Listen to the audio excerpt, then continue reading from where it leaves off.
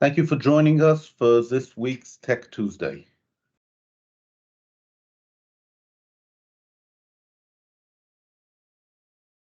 Today, we're going to talk about the psychological effects of patents.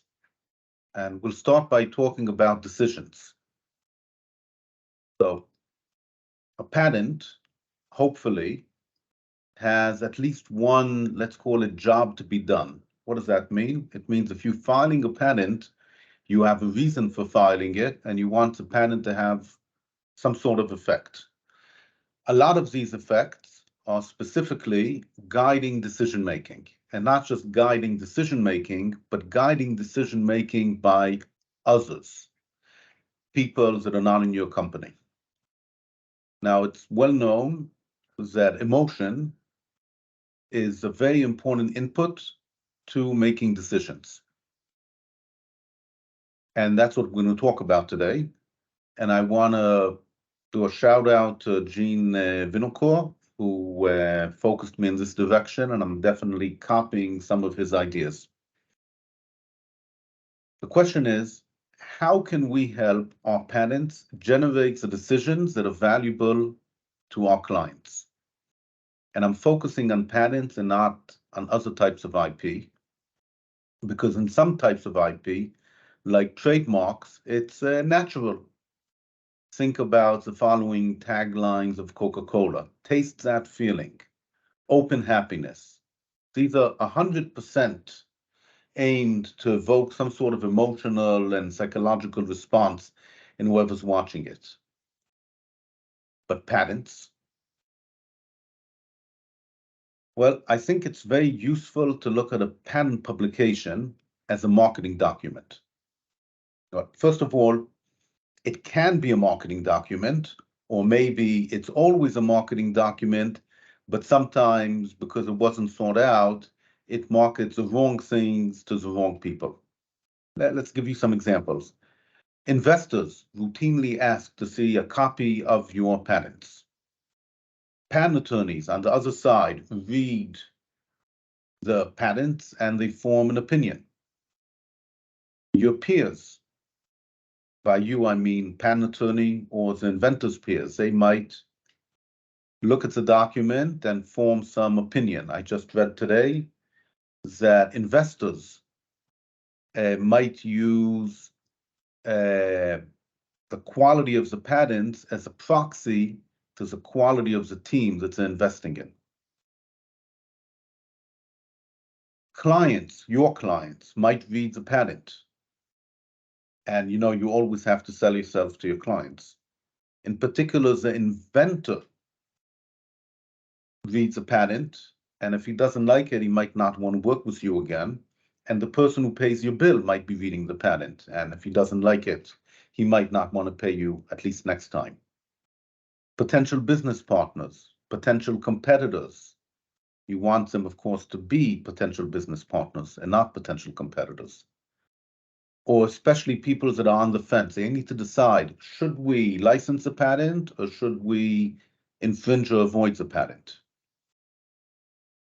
Okay, and patent document is doing marketing. So the question you should always be asking yourself, what type of advertising is your patent application doing?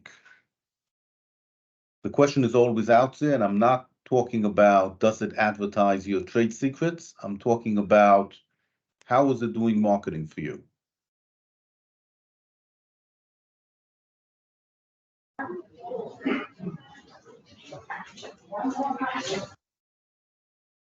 Now, let's talk a little bit about the feelings that a patent application can evoke.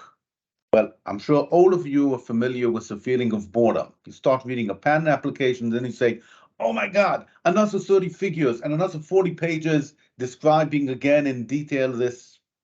I can't handle it anymore. Okay, so somebody on LinkedIn told me that when it's relevant to what you're doing, the patent is always interesting. Well, yeah, well, maybe not. Or fear. Your client calls you up and says, I found this patent. I'm infringing it. Oh my God, what are we going to do? How are we going to get investors? Okay, so these are typical feelings you get from a patent.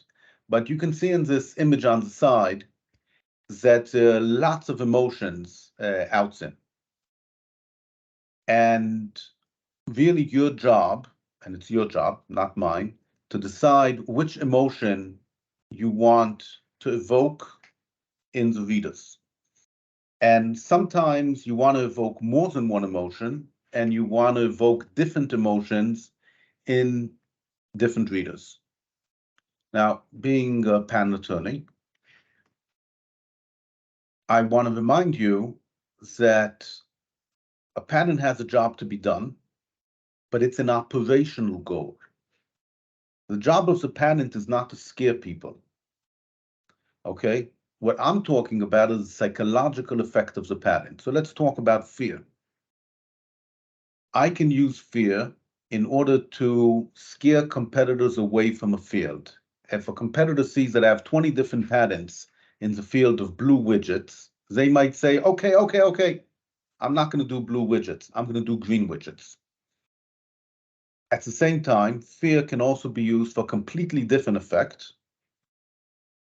I can convince the examiners that a certain problem must be solved, and they're going to spend a lot of energy designing around or perhaps even trying to revoke my patent, which could be a completely useless patent.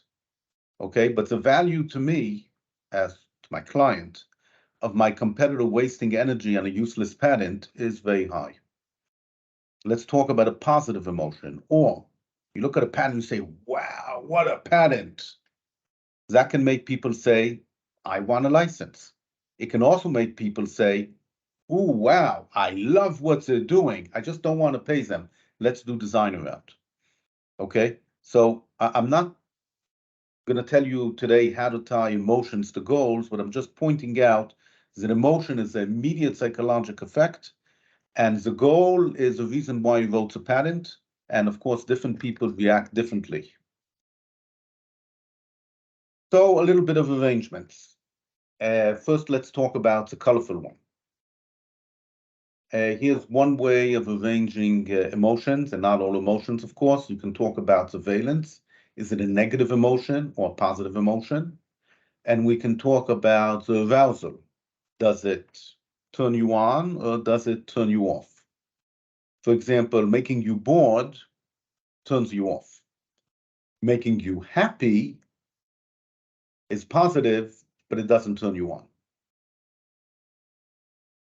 Another way of looking at patterns, which I think is more relevant, at emotions, which I think is more relevant for patterns, is again, one scale will be the valence, but the other one will be attraction. Some patterns have a pull effect. Okay, so if the pattern gives you a positive feeling and it pulls you, it generally gives you the feeling of join me, work together with me on this technology, license, collaborate. In the opposite corner, the typical patent is a negative and push. Okay, it's supposed to be scary, it's supposed to scare you away. We can call that runaway type emotions. You can also use a negative valence in order to attract people. People read your patent and say, oh my God, I need this. How can I do without it? And then they license it. And I believe it's also possible to push people away using positive. It's quite common in some technologies to find a set of patents, and the set of patents, let's say for blue widgets, and the competitor has a set of patents for green widgets. And everybody knows that blue widgets is company A and green widgets is company B. And if you want to go into the field, you say, okay, I love this patent portfolio. It's very impressive. I understand I should make red widgets. Okay, so different psychological effects, different results. You also have more. Let's talk about trust. Somebody reading your patent, you can generate trust or you can generate distrust or ignore trust. But if you generate trust, it's really a superpower. Why? Examiners will be more likely to believe in the invention, believe that it's useful, believe that it's practical. Competitors, if they were scared of your patent before, now that they trust you, they're going to be scared even more. Partners, they read the patent and they start nodding their head. Oh yeah, I think he's right. I think he's right. Okay, that keeps them at the table. Let's talk for a second about fear. What does fear do to the client? It helps the client understand how the patent is working. You know, it's very important that the client understands the IP that he's buying from you.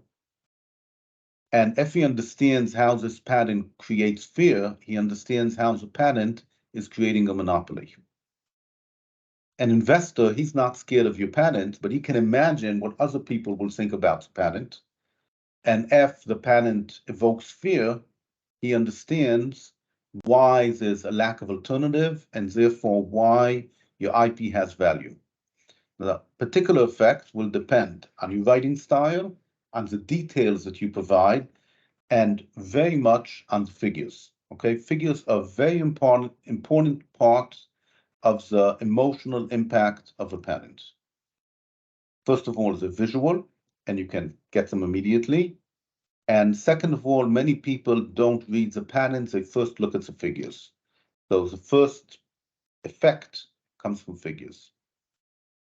And here I just listed some additional emotional effects you can get: awe, shock, fun, contempt, confusion, unworthiness. Some people read a patent and say, oh my God, I shouldn't even be in this field. It's, you know, so complicated. Curiosity. Here's some tips. The first tip is that you have to realize that what you can do or how easy it is to do it depends on the context and depends on the invention. Some inventions are scary. People say, oh my God, he got a patent on pills that turn water into gasoline. Nobody can go into that field. Some inventions are fun. You can imagine patents for Apple's new vision. Okay, you can imagine that some of the patents might be very deep technological documents, but some of them are just fun. How do we show you high resolution? How do you interact? What does a movie look like? And not to forget that some inventions are simply boring to the investors. Okay, technology people can really geek out over them, but the investors won't. Now, I'll talk about it a teeny bit later. Not all patents have to do all things to all people. So it could be that one of the patents is not exciting to the investor, but you have a different patent which will be.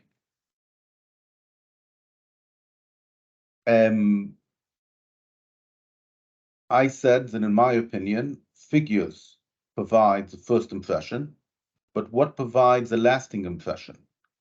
I'm sure you've met people who've told you, oh, look, this patent is full of equations. It must be very technological.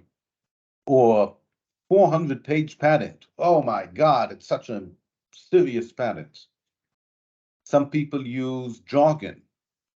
So it turns on certain readers and turns off certain readers. There's trigger words that if you use them, people say, the guy doesn't know what he's talking about. You have examples in the patent. What examples are you going to have? Answer is, of course, the examples that the people you're trying to have an effect on either expect to see or hope not to see. And, you know, patents are not really coherent documents. We have an invention, we have subsidiary invention, we have an embodiment, we have an alternative embodiment, we have a lateral segue into yet another alternative embodiment. So that's not super coherent. You have to think about the emotional tone and make sure it is coherent. Because if you have a patent, which is supposed to scare the inventor, but half of it is scary and half of it is exciting, the reader might not get the emotion you're trying to project. So you need to make the emotion coherent, even when the patent itself is, like I said, only semi-coherent. Surprise. Let's say I write a patent and the patent evokes contempt. How many of you have read a patent and said, oh my God, what a piece of garbage. This patent, badly written, it's completely useless. Okay? And then imagine what happens to the companies that suddenly get sued. Boy, is they going to be surprised. Okay? Now, I haven't seen it intentionally done, but I've seen it unintentionally done. People have written patents which looked contemptible, but they were not. And then when they sued people, these people were completely surprised. Same thing with the or. If you make a patent look awesome, people will believe it's important when it's not. And when they discover it's not, boy, will they be surprised. You know, surprise is a combination of showing what's not there. I should say deception is a combination of showing what's not there and hiding what is there. You can use the emotional effects of patents to do it, even though the patents are 100% in the public domain. Another example, and again, this comes from Gene. Some types of patents you want to use to promote cooperation. If you want to promote cooperation, what do you need to do? And think about a TTO. Most of the patents written by universities, the goal is to promote cooperation with some buyer who will buy the patent and open a company. So you need to inspire trust. You need to inspire a sense of wonder, so to be able to generate a vision and see where it's going. And it can also be very useful to provoke a feeling of pain that people will read it and say, oh, this hurts. We really need to solve the problem the patent's talking about. Let's license the patent. None of you think, but I'm emphasizing it, that emotional force is the only effect of patents. Okay, patents have additional effects, like perhaps describing a monopoly. In any case, the emotional effect should be guided, but it should also be supported, and we'll give a few examples. If you have a portfolio of patents, you can have different patents for different effects. Here's a patent we show competitors, here's a patent we show investors. Or you can have two patents that together work to give an effect. IP portfolio is not only patents. You usually have business activities. For example, if we have a patent on a feature, but we also have a marketing campaign explaining that that feature is important, that's good. That's especially common in brands. A patent can work together, for example, with a trade secret. If I have a patent and anybody reading the patent understands that I also have a few valuable trade secrets, they're more likely to collaborate because that's the only way they can get at the trade secrets. They can't get at the trade secrets just by copying the patent. And the same way in software. We have a copyright on the software, but how do we know if the software itself is valuable? We read the patent. If we read the patent and say, oh my, they have some very complicated software doing some very interesting stuff, maybe we want to have a license to the software itself, to the copyright, because building all of these details will be too much work. Okay, so that's an emotional impact of the patent. Emotions can be negative. Here's a few dark patterns that I'd like to avoid. One of them I saw on Blue Iron IP's website. I call it FOMO in the client. The client is worried that if they don't file a patent, they're going to lose money, they're going to miss out on opportunities. Okay, we do not want to evoke that emotion in the client. I mean, good for us, but it's not good for the client. The client should be filing the patent for rational reasons, not because we managed to evoke some emotion in them. Sometimes people file patents because the decision makers will enjoy it. So yeah, part of your portfolio might be there for show, but if most of your portfolio is there because the decision makers in your company need to see it, that's a problem. Another example is damaging publications. We have an inventor, and the company wants to make the inventor feel good, want to make the inventor trust the process of patenting. So they patent stuff which isn't really ready, or they patent stuff and they include all the details the inventor thinks are important, including trade secrets. So first of all, you have a bad publication, but worse, when people use these patents as marketing material, people who know better read them and say, why did they file this garbage? Why did they give out all of these important trade secrets? Okay, they don't know it's because you wanted the investor to love you. And maybe that was never a good enough reason. The take home, when you draft, but also when you prosecute, you should consider the emotional impact of the patent document. When you think about emotional impact, please think about positive emotions and not only negative emotions. The goal of patents is not to scare people, but to make them pay you money. They can pay you money if they do stuff together with you, not only if they do it without you. And last but not least, different audiences read the same patent and get different emotional impact. Imagine you have a client that invented a link adapter that connects your cell phone to the toilet. And now everything can be controlled and monitored. So you can imagine what emotions are naturally evoked by this kind of invention. Maybe a little bit of cringe, maybe contempt is like 10 million inventions like that, and so on.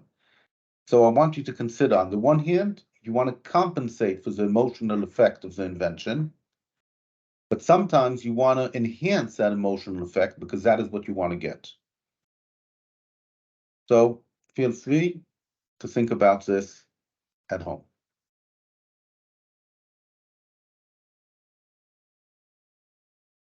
Okay,